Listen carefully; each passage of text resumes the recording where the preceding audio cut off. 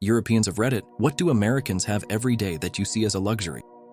The size of your homes in places like Utah and Texas. There's a dedicated room for everything. Kids' playroom that isn't the living room, or the kids' bedroom, walk-in pantry room, a laundry room. I'm from Texas, but lived in Amsterdam a couple of years. My closet in my Texas house is bigger than a couple of the bedrooms in the place we lived in the NL.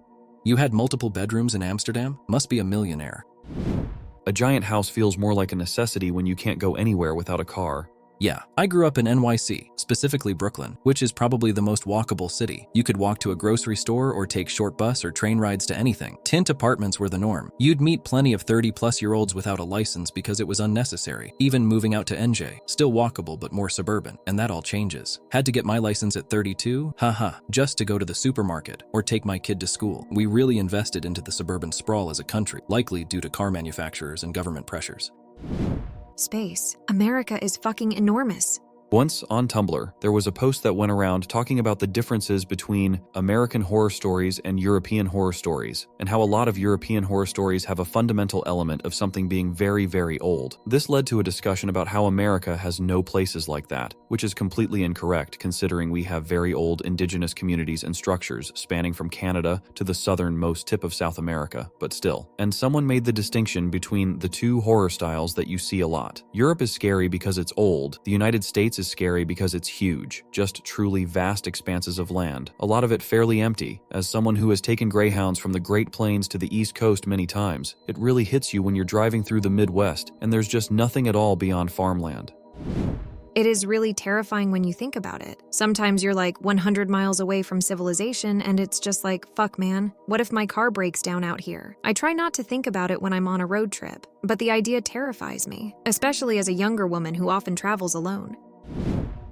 Old indigenous communities. I think we tend to forget about this because there are very few super old structures built by indigenous people here. If I recall, I think there used to be huge mounds and other sites that were destroyed by colonizers. And I know there are some sites built into rock that lasted, but unless you live near them, you may never know they exist. I used to live in Idaho, and one Nez Perce site I drove past frequently was the Heart of the Munster. While sacred and culturally significant, it essentially looked like a large mound of grassy dirt. It doesn't incite that spooky feeling of ancient ruins, rock formations, or castles that essentially dot the European countryside. I spent a few months in Ireland, and there were old castles, towers, and all sorts of old stuff everywhere. On the flip side, I feel like the US has a lot of cryptid folklore, and Appalachia tends to give of spooky vibes, but again, because of the space and cryptids. I visited Teotihuacan outside Mexico City one time. One of the most amazing things they told me was that, being Mayan, it was about 2,000 years old, and the Aztecs, living about 500 years ago, would visit the ruins as tourists. As a British tourist, I was literally walking in the footsteps of Aztec tourists centuries earlier.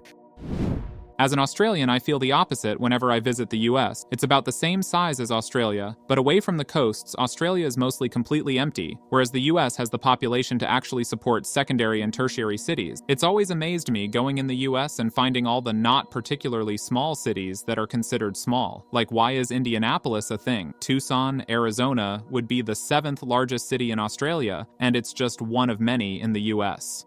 And Tucson is the second, likely soon to be third, largest city in Arizona, which is a mid-level population state. But every time I think the US has some good-sized cities, I remember that China has 146 cities of 1 million or more inhabitants. Free refills. While traveling with a friend, he was determined to get a refill at a restaurant while we were getting lunch. He also didn't speak Spanish and thought he could smile and get his way. He took his cup to the register, placed it in front of the employee, and smiled. The employee had a confused look but proceeded to take his cup and then toss in at the trash for him. Recycle, baby. As an American, it's so easy to take this for granted. Similarly, getting free ice water in the US as well is something I often forget isn't exactly a thing in many other parts of the world. Wait, they charge for water refills in some places outside of America? From my experience, a lot of places in Europe push bottled water and won't give you tap. Air conditioning. Americans pump it all summer long. Our AC went out for a day in Phoenix in the middle of July, when it was 120 out. House was 90 by 11 a.m. Fuck that, haha. Arizona actually has laws for tenants that require AC depending on the temperature, since it can get so hot. Extensive national parks. What's badass is if you are permanently disabled, it's free. It is like a really nice consolation prize for a shitty dice roll in life. Wait, American NP cost money if you're not disabled? This is what makes America America for me. Left Europe largely because of this. I was just homesick for some genuine nature. The level of biodiversity we have in America is insane. Then some places like California where it's a different terrain every 100 miles if you drive in the right direction.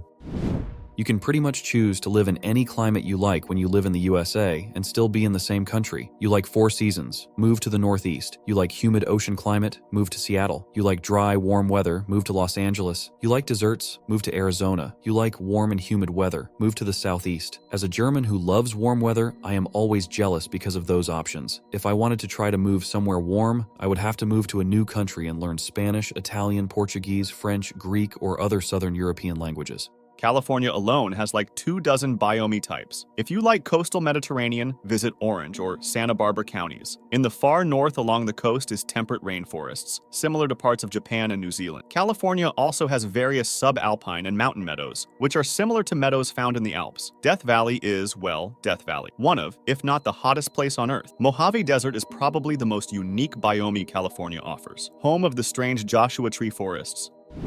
Disability access everywhere. I can go to any place, theater, store, office, school, whatever, with confidence that I'll be able to navigate fine in my wheelchair. They'll have ramps and/or elevators. Of all the things in this thread, the disability access is it, IMO. The Americans with Disabilities Act of 1990 was an absolute game changer, and European countries and the EU as a whole should be embarrassed for not having something like it. The UK, at least, has had similar rules to Americans since the Disability Discrimination Act 1995 later consolidated into the Equalities Act 2010. The latter consolidated equalities legislation into one act, so there's no longer separate acts for race, disability, gender, etc. Edit. The real problem we have in the UK is that, whilst everywhere is required to make reasonable adjustment, disability access to the upper floors of a 500-year-old castle often requires an amount of money that becomes unreasonable. Spacious hallways, corridors, and homes in general, dedicated laundry rooms, not a washing machine in the kitchen, apartment complex pools, and the regular washing of the windows of high-rise buildings. It's infrequent in Europe. We also have these crazy-ass things on our windows so we can open them without letting all the bugs in. Huge schools with labs and gyms and theaters. As a rural Canadian, I grew up watching American TV and was always seething with jealousy about American schools on TV. Like, there were 300 kids in my high school, and I was related to a bunch of them, so I was especially jealous that Americans could sign up for the school play and meet a teenage heartthrob. We didn't have a school play, or a theater, or band, or football. No swimming pool, no art classes, just drugs. Lots and lots of drugs. Edit. This comment really blew up, and it's been really interesting hearing about all of your experiences. I should clarify that, of course, I understand that TV is not reality. Also, I know that my experience is more a rural versus city, low versus high-income community issue. It's not an America-Canada thing. Special acknowledgement to all of the kids out there who grew up in underserved communities. I know how hard it is to start out life with that kind of education. I see you, and I'm proud of you for making it to where you are. If it helps, I signed up for a school play because one of the attractive theater girls said they were desperate for people, and I wouldn't even have to do a speaking part, just be a background person. Day 1, I was given 3 parts, one having multiple speaking scenes. Oh, and it is Shakespeare. Also, she wasn't in the play. Got really bamboozled on that one. The 2 most peaceful neighbors ever. Remember, the world's longest undefended border is between Canada and the United States. That says something about our relationship. Every summer I like to go to Voyageurs National Park, which shares border lakes with Canada. If someone is with us for the first time, I always ask them while we heading up lake if they would like to go to Canada. They always say, sure. So I turn the boat to the right and say, welcome to Canada. It's dad-level humor, but I enjoy it. Big kitchens and big refrigerators and freezers. Even in my student apartment, we had a pretty good-sized kitchen. I was dating a Czech girl, and her parents came to visit. When they went to my apartment for a dinner, the mom was just amazed at the size of my fridge. They were amused when I dumped the scraps in the sink and turned on the garbage disposal. They'd heard about it, but had never seen one.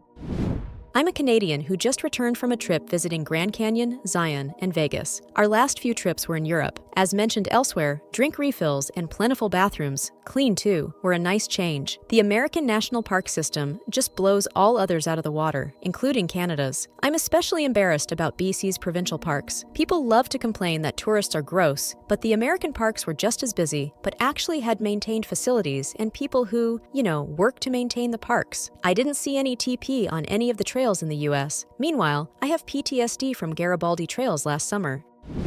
Handicap accessibility. I required the use of a wheelchair for a few years. During that time, we visited Spain and Italy. It was an absolute nightmare trying to navigate public spaces. My husband made sure that our apartment in Rome had an elevator, as it was on the 3rd floor. However, when we arrived, we discovered that there was 2 flights of stairs in order to access the elevator. We managed, but it was a very difficult trip for us. American here visiting Germany right now. I'm going to go out on a limb and say fuel cost. The station down the road here sell petrol for 1.75 euros per liter. That's about $7.20 per gallon if my math is correct. For comparison, I'm from Phoenix, Arizona, and just paid $2.85 per gallon last week, which is about 0.75 euros per liter. Gas is even cheaper than that in the Midwest US.